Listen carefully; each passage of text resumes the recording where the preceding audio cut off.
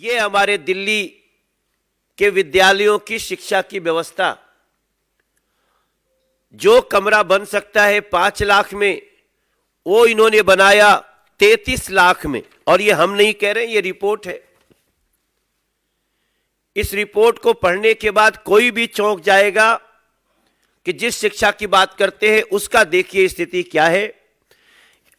आप जान के हैरान रह जाएंगे कि इन लोगों ने नंबर ऑफ रूम्स बढ़ाने के लिए, उस लूट को बढ़ाने के लिए, टॉयलेट को भी कमरों का नाम दे दिया। मैं समझता हूं दिल्ली नहीं, पूरे दुनिया में यह अनोखी लूट हुई होगी जहां कमरे बनाने में 5 का 33 तो हो रहा है, लेकिन टॉयलेट को भी कमरा में गिन लिया गया। यह रिपोर्ट कह रही है इन 194 schools 1214 toilets were constructed. Toilets were counted and projected as classrooms by Delhi government. भ्रष्टाचार की ऐसी भूख,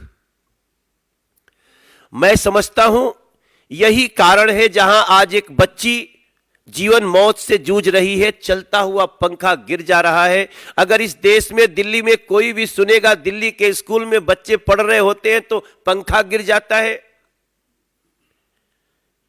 उस अभिभावक की स्थिति क्या होगी?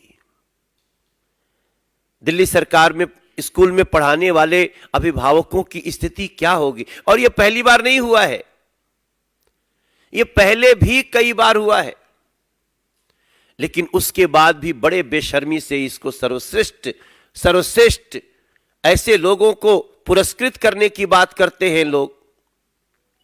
आपको जान के दुख होगा, अभी तो शुक्र है बेटी की जान अभी लगता है कि बच सकती है,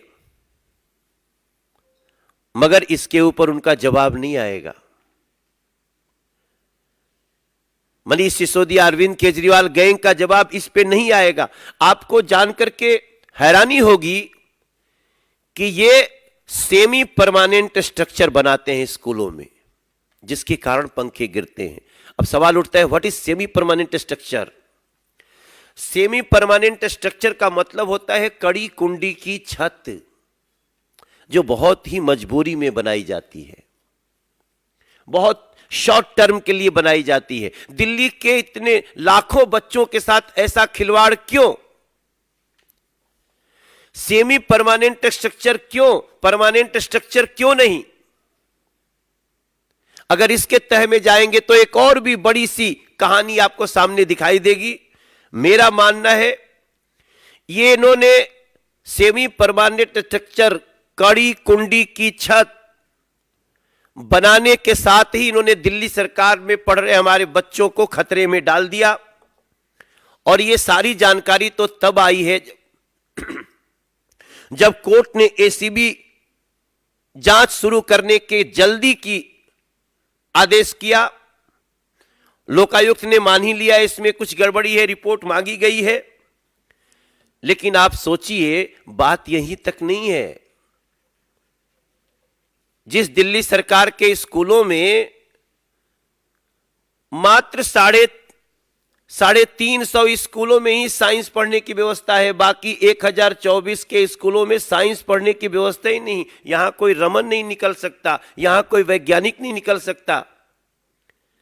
और उस शिक्षा व्यवस्था की तारीफ करते ये थकेंगे नहीं।